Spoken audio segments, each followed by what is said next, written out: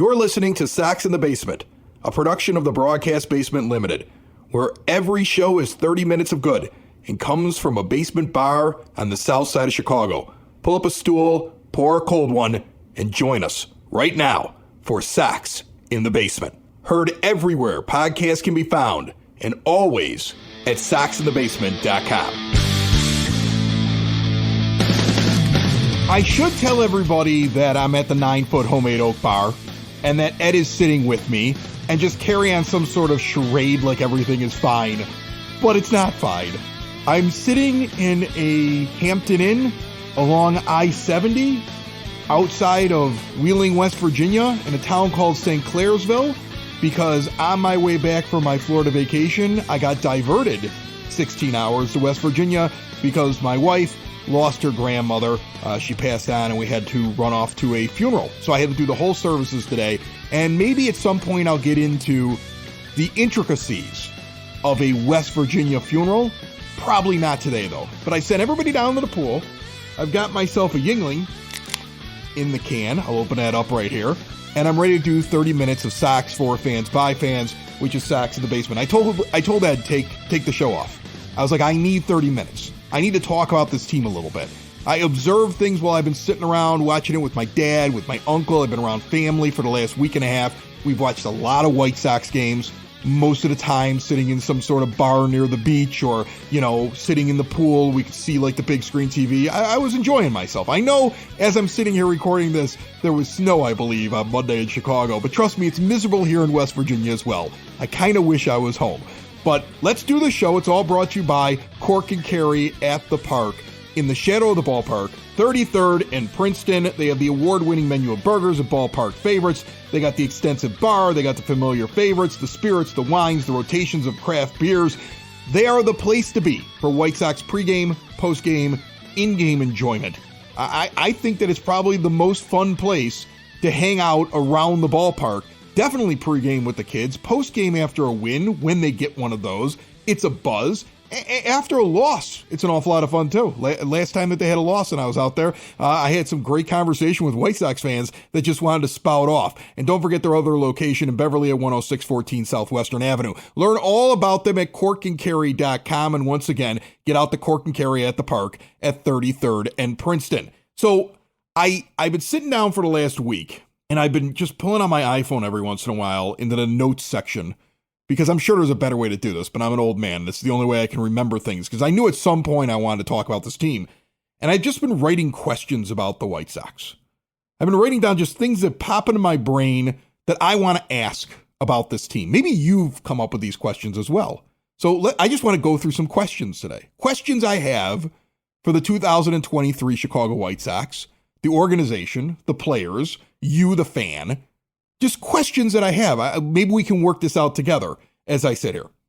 First off, here's a question for the White Sox marketing department. I wrote this down the other day. I want to kick off with this one. I think this one's good. Eloy Jimenez can't get through a substantial amount of games every year without being injured, right? And he gets activated from the injured list. And their social media puts out, "Welcome back to the big baby."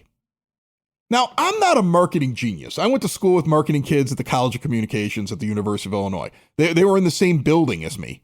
Like, I was getting my broadcast journalism degree that I never intended to use because I just wanted to be a radio broadcaster.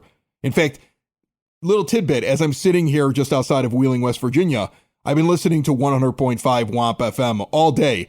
This is one of the first radio stations I was ever on out here. It was almost 20 years ago. It was more than 20 years ago. Holy cow, I'm old.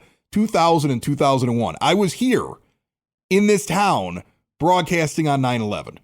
Anyways, I sit here along I-70 in this miserable weather outside, just wishing to get out of this place and get back home to the south side. I'm perplexed as to why the White Sox marketing department continues to go with the big baby nickname. I don't care if his teammates call him it. I don't care if it's whispered amongst fans. The problem is the connotation of it when it's a guy that's always injured. And as he's coming off the injured list, you're saying the big baby's back. I mean, you read the comments in social media. Does anybody look at that and say maybe we should stop calling the guy that's always injured the big baby? That's not me saying Eloy Jimenez is a big baby. There are plenty of other guys on this team that feel like they're big babies from time to time. I got a problem, I'm not sure if I can go, blah, blah, blah. He's had some pretty legit injuries. But maybe let's start thinking about that in the future.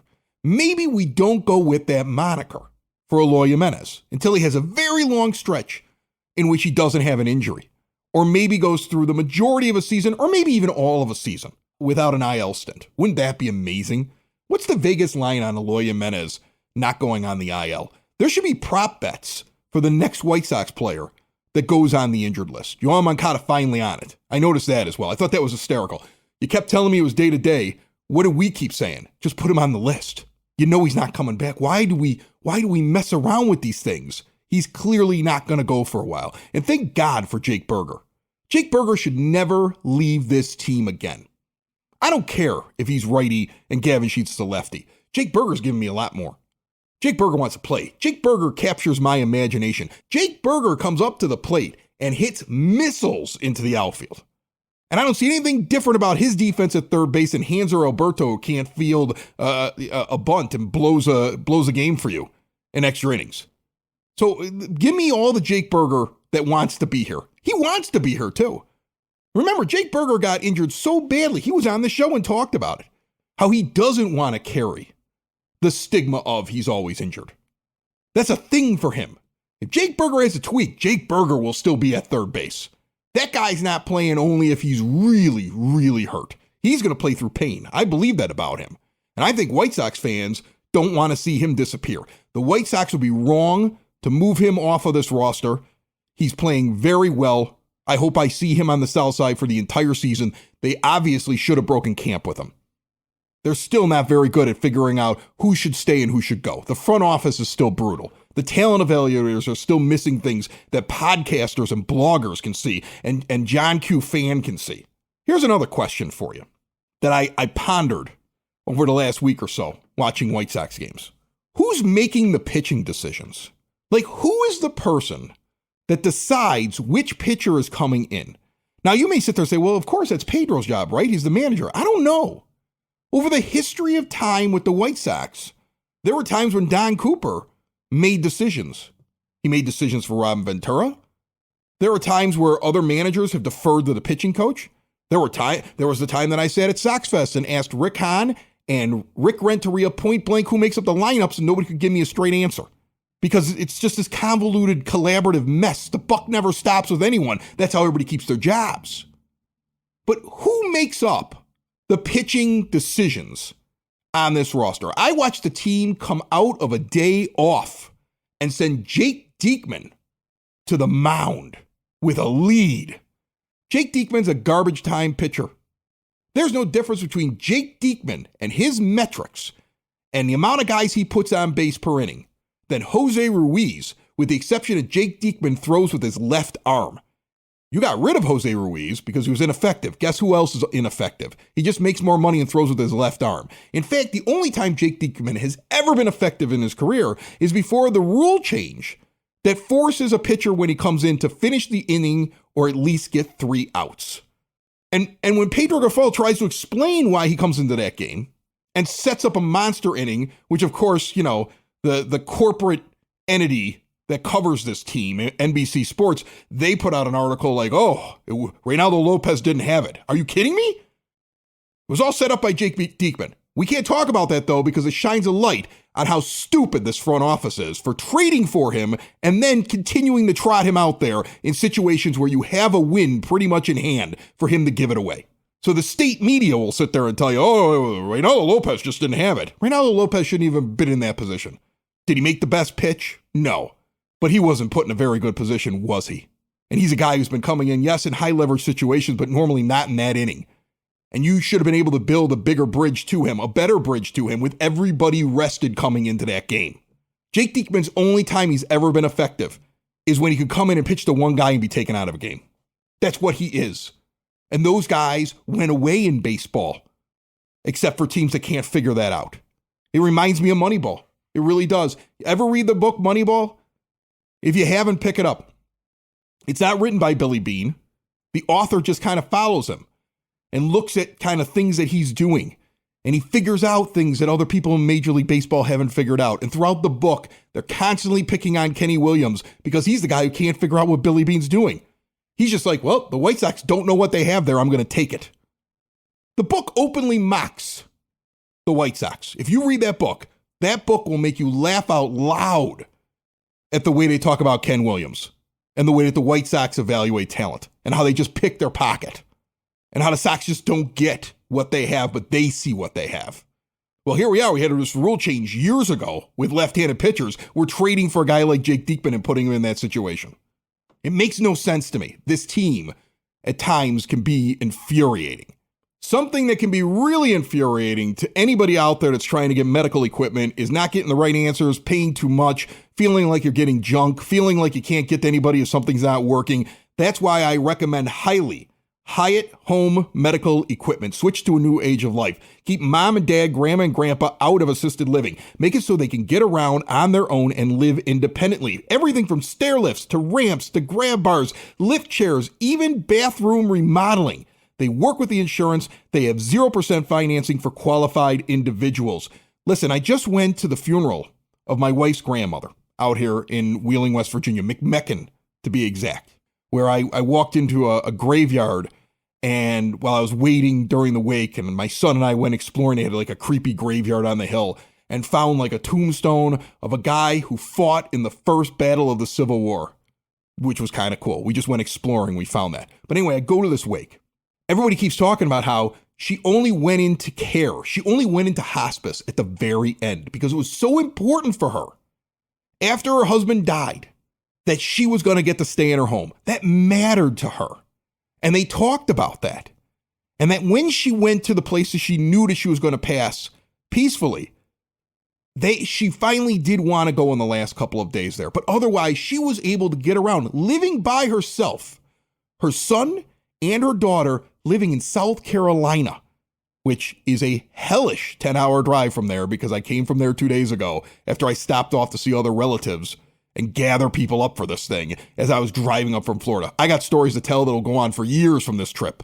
It was like a beautiful vacation in the last 3 days. I mean, there's a reason I'm sitting here just drinking in the hotel and ranting about the White Sox. It's cathartic. But it meant so much for her to stay inside the home. And it means something to mom and dad and grandma and grandpa, okay? So I want you to look at everything they have, hhme.com, or just stop in and see Hyatt Home Medical Equipment at 3518 West 95th Street in Evergreen Park. Mention Sox in the Basement. They're going to give you a discount. Tell them I sent you. More questions for this team. How about this one? Why does Rick Hahn have a job? I wrote this a couple days ago. Sitting around after watching another White Sox, just frustrating loss. And then what happens is Rick goes in front of the press and starts talking. And I'm done with that. Let's be honest. I don't know who's buying his crap anymore. It's just the same thing said over and over again. It's like a lawyer in a courtroom that just keeps making the same point looking at the jury, hoping they'll start buying his crap even though his client is guilty. And Paul Sullivan writes some of this dribble. And this was really interesting. He gets asked about fans worrying about it being a rerun of last season. And the quote from Hahn is, "You guys always hear from the most negative fans. The fans I talk to never come up to me and say, 'Rick, this is the start of just the same stuff as last year.' They seem to seek you guys out in the comments section. Imagine that." Who are you talking to, Rick? Who are the White Sox fans you're talking to who think you're doing a bang-up job? Who's still buying that? Who are these people? Is this somebody who's just got nothing but a bottomless pit of money? They come there and they sit in their seats that are directly behind the plate. They've been buying seasons, and it's not that everybody is directly behind home plate is a bad fan. Please don't take it that way. But we all know that there is just a level of rich, and who cares if they win or lose? I just want to be here because I have disposable income that sits in those sections because I met him before. And they probably know Jerry personally, and they're probably at every event, and they just love being around the team. Every sports franchise has these people. When I was doing radio out here in Wheeling, West Virginia, the Wheeling Nailers minor league hockey team, which I believe is owned by Mario Lemieux. Somebody brought him up the other day to me, and I was like, oh yeah, he actually owned the team out here. And I remember when he was coming back from his cancer diagnosis 20 some years ago, he actually played with the minor leaguers. It was like watching Michael Jordan play against a high school team. Every time he touched the ice, he scored. It was amazing. He was just rehabbing down here in Wheeling, West Virginia, before he went to Pittsburgh, which is very, very close. And there were people that were inside of that minor league team that didn't care if the team won or lost. They just wanted to go to the amenities. They liked parking in the best spaces because they were reserved for them. They took specialized entrances when they walked in. There were bars that only they could access. They were there every day. The players knew their names. The ownership knew their names. And it was like that there. It was like that when I was doing radio in Bakersfield, California. It was like that when I was doing radio out in Reno, Nevada. It was like that when I was in Champaign, Illinois, with people that were boosters for the University of Illinois. I once watched a season where the Illini never won a game. And there were people that pay their good money and they just support the program because that's what matters to them. And I got to see this firsthand, not because I'm a rich person with disposable income, but because those kind of people like having people like me around, because they listen to me on the radio and they're like, oh, well, that guy, I've heard him before. Let him in here with the elites. I'd be the guy standing off to the side drinking a beer, listening to these people talk. And the majority of them got very rich because of the fact that they were very smart in business, but they know nothing about sports. And I think these are the fans that Rick Hahn is talking to. I think it's the people in these specialized clubs that walk around there, the people that have the special access, that really don't care, that always believe no matter what. They don't even know who's on the team. They just believe whatever the team tells them. Or Rick's just lying, which is completely possible too. Anybody that's in his position, where I don't think any other major league team would keep him and Kenny Williams in place at this point, after this many years, after this many failures over years and years with trying to flip the roster and add talent and do something and coming up with basically nothing to show for it. I don't think he could get a job anywhere else right now. I think he knows it too. If he were ever fired, he would never be a GM again. So he's going to do everything he can to keep it. And he's going to say whatever he has to say, and he's going to deflect it. He's going to be like, I don't know what you're talking about. The only negative people are in the comments section on social media, and those people are crazy. No, Rick. If those people were crazy, podcasts like this wouldn't be able to survive. And the same can be said for a lot of other White Sox podcasts that are floating out there that get massive numbers and get massive, support and have sponsors and because there's people listening. Businesses don't give away their money for nothing. So you go ahead and keep telling Paul Sullivan that these negative fans are few and far between. The real White Sox fans aren't angry, okay? But you're either delusional, you're talking to the wrong fans because you've insulated yourself, or you're just flat out lying to us at this point. And that doesn't really change my opinion of you because I wanted you fired before we even started the offseason. Here's another question that I just typed in the other day. And I said, well, I want to ask this on the show because it's a legitimate question. Do the White Sox have any security at their games? And if they do have security, have they cut back on it recently? Because you're not getting sellout crowds, right?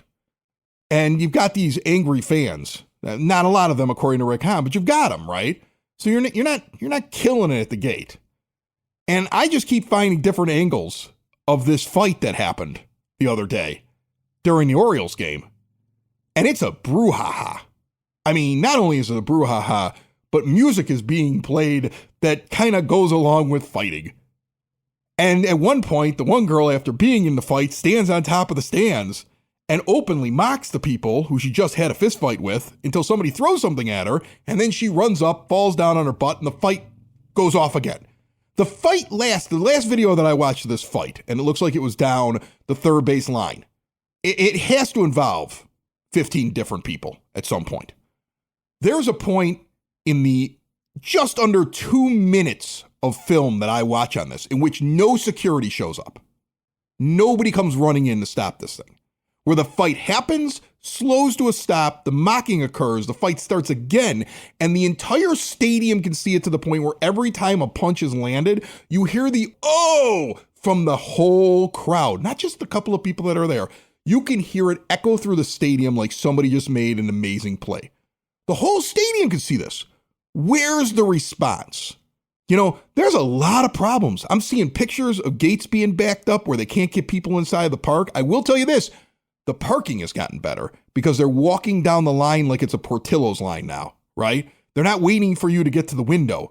They're actively walking down the street before you even pull into the lot, getting you so that you're not getting slowed down at that point And I think it's moving things quicker because I felt like even though I still had to wait in line to get in the parking lot, it wasn't excruciating when I went out there for the home opener. And that was the home opener.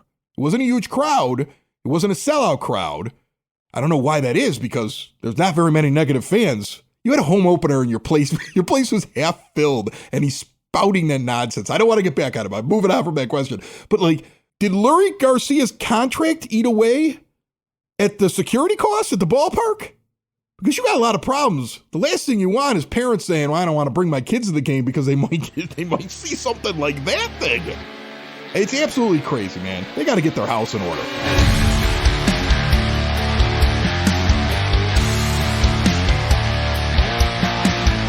Hailstorm Brewing is the official brewery of Sox in the Basement, located in Tinley Park at 8060 186th Street, right off of 80th Avenue. They have an incredible lineup of beers, mouth-watering scratch kitchen, and a working brewery with tap room and large beer hall there. It is an incredible setup. They've got events going on all the time where they have live music on the weekends. They do trivia contests. They do yoga and beer. The kitchen's open now for lunch, starting at 11 a.m. They've got lunch specials where it's essentially basically you're getting a lunch, you're getting a beer, but the special is discounted so much that it's basically like you're getting a lunch and then the beer just kind of appears there. It's incredible. The brewery tours they've been doing with Will Turner walking around and talking with people about everything that he does while you're tasting new beers, that's also incredible. The next one of those is April 27th.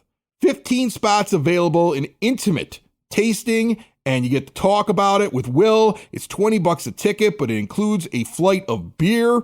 Go to hailstormbrewing.com, register there, and make sure you check them out on tap over at Cork and Carry at the park. All right, I got another question, and the question is, how long does Michael Kopech last in the rotation?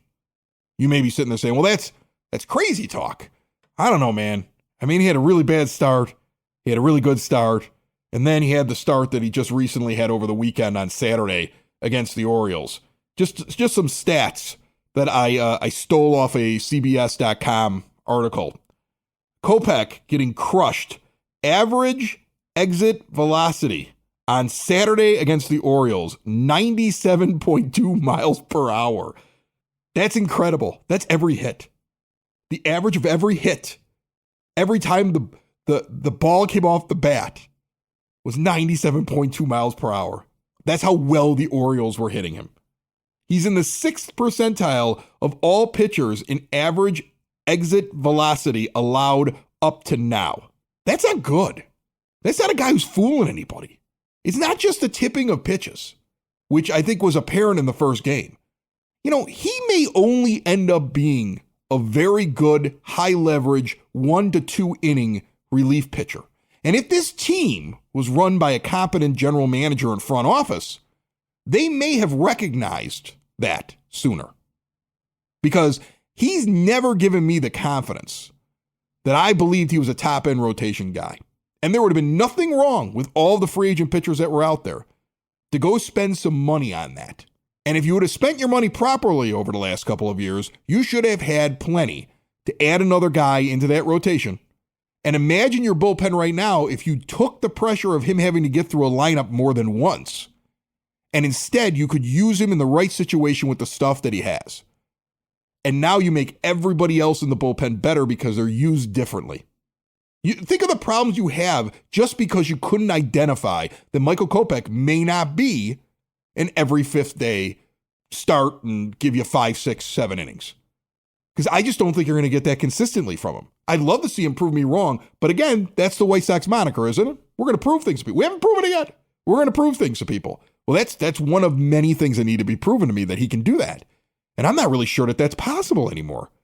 Again, you know, I'm getting to the point where I'm sitting around saying, okay, well, maybe Sean Burke or Davis Martin, maybe at some point, what if they came up and they were now getting that start and we could get something a little bit more effective?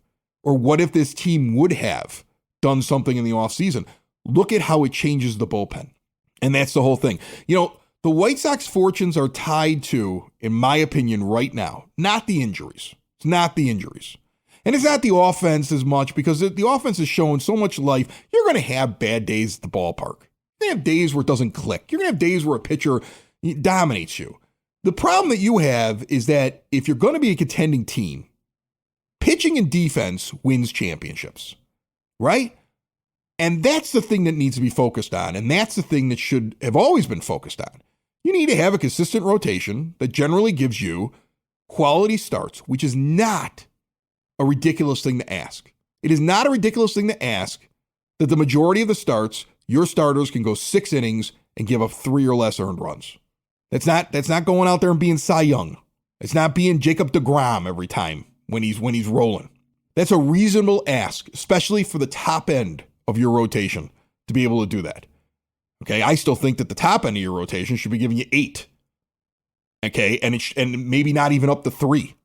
That's top end guys to me. That's what I expect from my baseball pitchers. But the other problem is then you need to have the right pieces in the bullpen. Just imagine how different the bullpen would be if you would have recognized that maybe this kid just doesn't have enough pitches, or he just doesn't have the it factor. I'm not going to sit there and say I'm not going to get into his psyche, right? I mean, he seems like an emotional kid. He makes comments from time to time that seem like, well, I was upset, or, I wasn't all there, or, I was, not feeling it. Okay, fine. If you're going to be an every 5th day guy, you got to be feeling it and there every 5th day. Relief pitchers, you can sit there and say, you good today, Michael? I don't know. I woke up a little sad today, or I'm not feeling the fire today, or when I throw this doesn't feel right. All right, cool. We won't use you today. You could hide that in your bullpen, and then when it's time and he's ready to go, boom, get him out there. I think that's something that could have been recognized. I think that's what we're dealing with here. And so I think that the White Sox need to move him, or will eventually need to move him, into the bullpen. And that leads me to my final question. What is the difference between Rick Renteria, Tony La Russa, and Pedro Grifol? Because that I wrote down as well. Now I'm hoping that the difference is that Pedro first has a little bit more juice, because if this doesn't work out, it's not on the manager.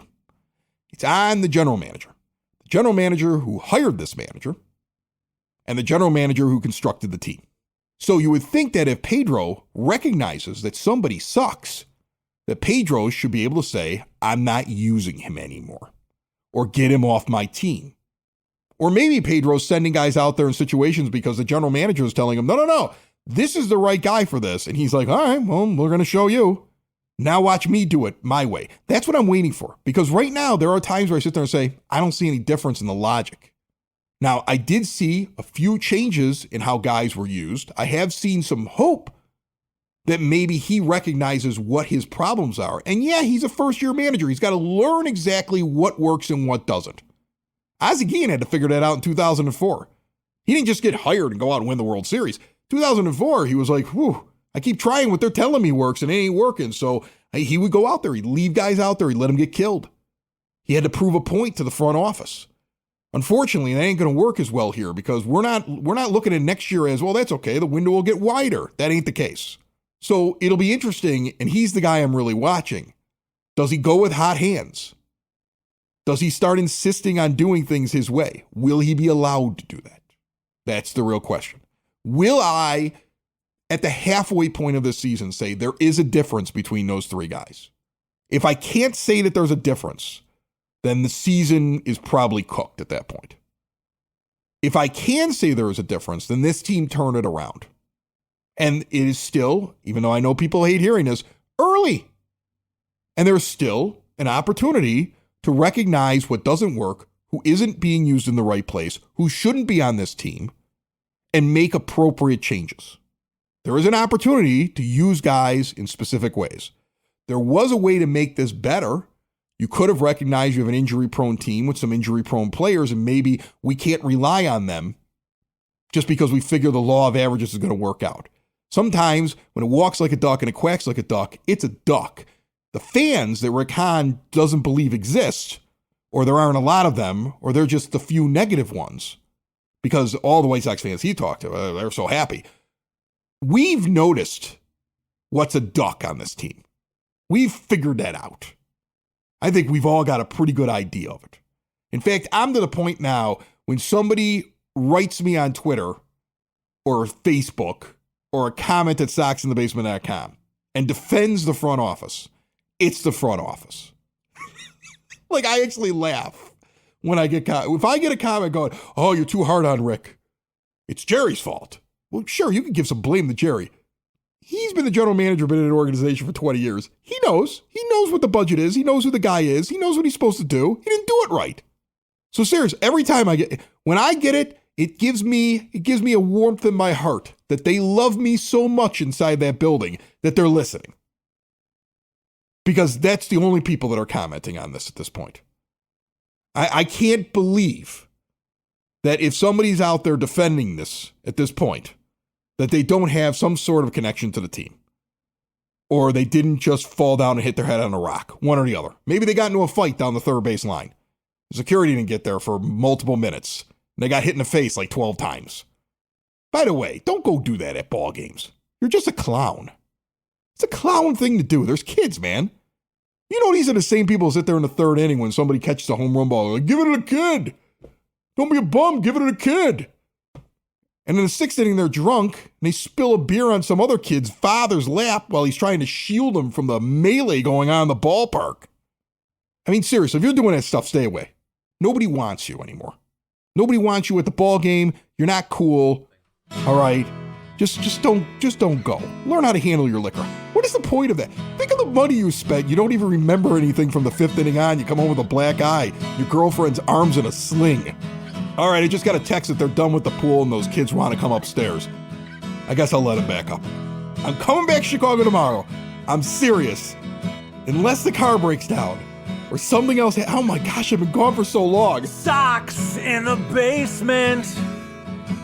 Sox in the basement. Sox in the basement. Sox in the Basement. Heard everywhere podcasts can be found, and always on soxinthebasement.com.